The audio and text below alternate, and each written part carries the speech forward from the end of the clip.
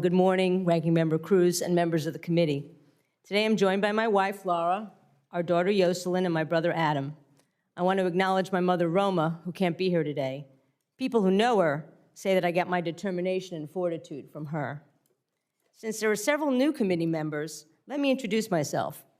I grew up with 3 brothers in a middle-class household on Long Island. I still say Long Island. My father was an accountant for the Grumman Corporation, and my mother was one of the first physician assistants certified in New York State. My formative years were filled with sports and music, including cheering for my beloved Mets and Jets. A broadcasting law course in my sophomore year at Boston University changed my life. I was fascinated with the power of communications networks to inform public discourse and promote democratic values, and was awakened to the important role government can play in ensuring that all voices are heard. After law school and private practice, I started what has been a nearly 35-year career as a public interest lawyer advocating for policies that ensure that modern communications networks are available to everyone, regardless of who they are or where they live. For the past 2 decades, I have worked towards the goal of ensuring that every U.S. household has robust and affordable broadband internet access.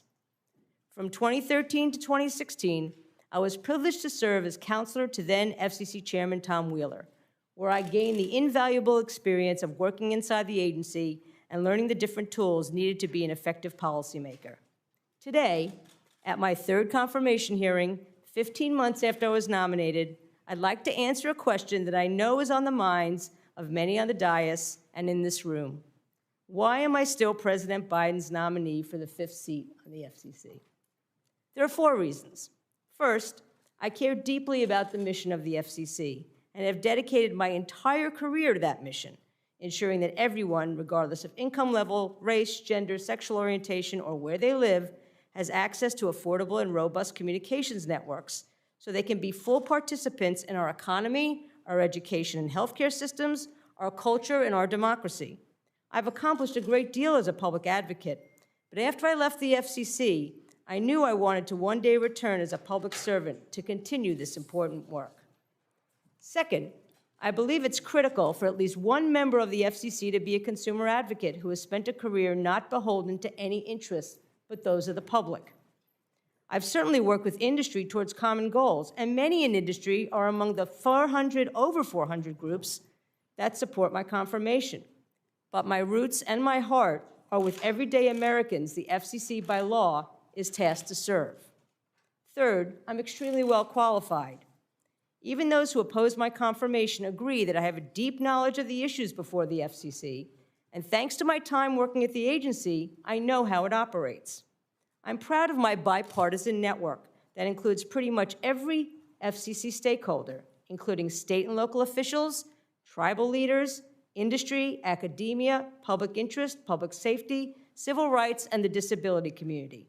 I know everybody, and they know me.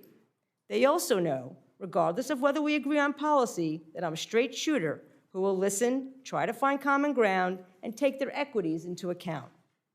Lastly, I believe deeply that regulated entities should not choose their regulator.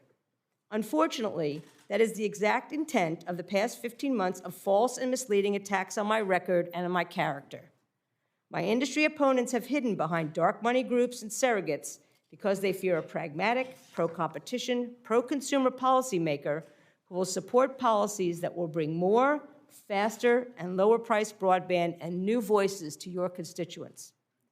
The FCC has been without a majority for the entirety of the Biden administration, over 2 years, at a time when closing the digital divide is front and center.